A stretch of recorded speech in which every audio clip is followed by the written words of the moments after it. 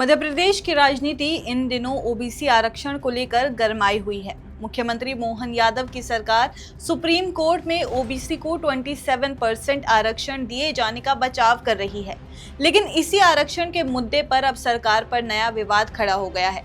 Social media पर सरकार के हलफनामे को लेकर सवाल उठाए जा रहे हैं। कई यूजर्स का कहना है कि इस हलफनामे में हिंदू धर्म को लेकर आपत्तिजनक बातें लिखी गई हैं और ये हिंदू विरोधी सोच को दिखाता है।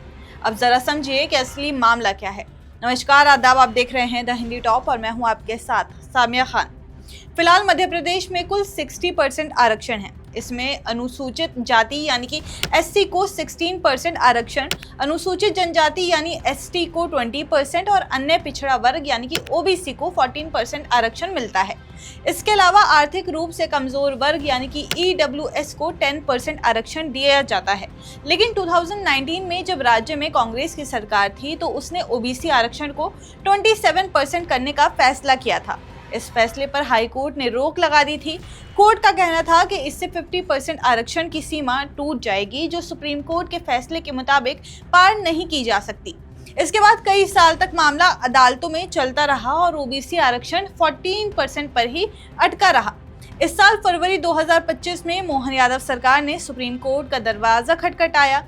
सरकार ने कहा कि मध्य प्रदेश में ओबीसी की आबादी 50% से ज्यादा है, इसलिए उन्हें सिर्फ 14% आरक्षण देना सही नहीं है।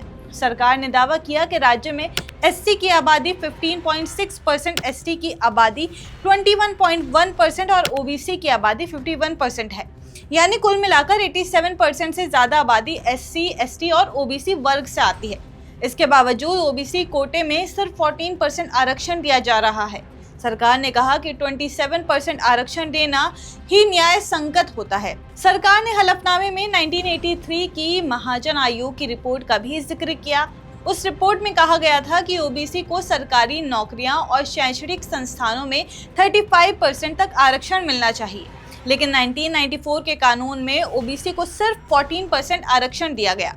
बाद में राज्य पिछड़ा वर्ग आयोग ने भी कई बार 27% से 35% तक आरक्षण की सिफारिश की थी। सरकार ने सुप्रीम कोर्ट में ये दलील भी दी कि 1992 में सुप्रीम कोर्ट ने इंदिरा साहनी केस में कहा था कि अगर कोई असाधारण परिस्थिति हो तो 50% की सीमा भी तोड़ी जा सकती है। एमपी सरकार का कहना है कि राज्य की स्थिति ऐसी ही असाधारण है क्योंकि यहाँ ओबीसी आबादी बहुत ज्यादा है, लेकिन उनका प्रतिनिधित्व बेहद कम है। इतना ही नहीं, सरकार ने अदालत से ये भी कहा कि आरक्षण को लेकर मामला अटका हुआ है, जिसकी वजह से सरकारी भर्ती प्रक्रिया ठप पड़ी है।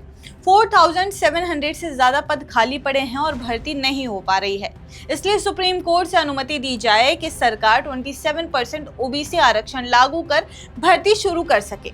अब बड़ा सवाल यह है कि फिर विवाद कैसे खड़ा हुआ। दरअसल सरकार का जो हलफनामा सुप्रीम कोर्ट में जमा किया गया था, उसके कुछ कथित हिस्से सोशल मीडिया पर वायरल होने लगे। उन हिस्सों में कहा जा रहा था कि भगवान राम ने ऋषि शंभू का वध किया, उस पर सवाल उठाए गए हैं। ये भी दावा किया गया कि महाभारत के किरदार एकलव्य को उसकी भील पहचान की वजह से धनुर्विद्या नहीं सिखाई गई। कुछ पोस्ट में लिखा गया कि हलफनामे में हिंदू धर्म ग्रंथों को गलत तरीके से पेश किया गया और वर्ण व्यवस्था को 80% बहुजनों के शोषण का कारण बताया गया। यही वजह है कि सोशल मीडिया पर कई लोगों ने इस हलफनामे को हिंदू विरोधी बताया। कुछ यूजर्स ने यहाँ तक लिख दिया कि बीजेपी खुद को हिंदुओं की पार्टी कहती है, लेकिन सुप्रीम कोर्ट में खड़े होकर हिंदू धर्म को अन्याय और शोषण का प्रतीक बता रही है। इस विवाद ने राजनीतिक बहस को और गरमा दिया। हालांकि बीजेपी ने इन आरोपों को पूरी तरह झूठा और भ्रामक बताया है। एमपी बीजेपी ने सोशल मीडिया पर एक पोस्ट डालकर कहा कि जो बातें वायरल हो रही हैं, उनका सरकार के हलफनामे से कोई लेना देना नहीं है। पार्टी ने कहा कि ये सब एक दुष्प्रचार है और इसका मकसद सरकार को बदनाम करना है। बीजेपी ने साफ कहा कि मध्य प्रदेश सरकार सबका साथ सबका विकास के संकल्प पर काम कर रही है और किसी भी तरह की हिंदू विरोधी सोच उसके हलफनामे या नीति का हिस्सा नहीं है। अब नजरें सुप्रीम कोर्ट पर टिकी हैं। सुप्रीम कोर्ट की जस्टिस PS नरसिम्हा और जस्टिस AS चंद्रचूड़ की बेंच इस मामले की सुनवाई कर रही है। अगली सुनवाई 8 अक्टूबर को होगी, जिसमें साफ हो जाएगा कि मध्य प्रदेश में OBC को 27% आरक्षण लागू हो पाएगा या नहीं। फिलहाल ये मुद्दा सिर्फ आरक्षण तक सीमित नहीं रहा है, ये अब राजनीति, धर्म और सोशल मीडिया की बहस का भी हिस्सा बन चुका है। एक तरफ सरकार अपनी नीतियों का बचाव कर रही है, तो दूसरी तरफ विपक्ष और आम लोग सोशल मीडिया पर हलफनामे के नाम पर सवाल उठा रहे हैं। आपकी इस खबर पे जो भी राय है हमें कमेंट्स करके जरूर बताइए, और ऐसे ही और जानकारी के लिए आप हमारे चैनल द हिंदी टॉप को सब्सक्राइब कर लें। इसके अलावा आप हमें X, Facebook और Instagram पर भी फॉलो कर सकते हैं।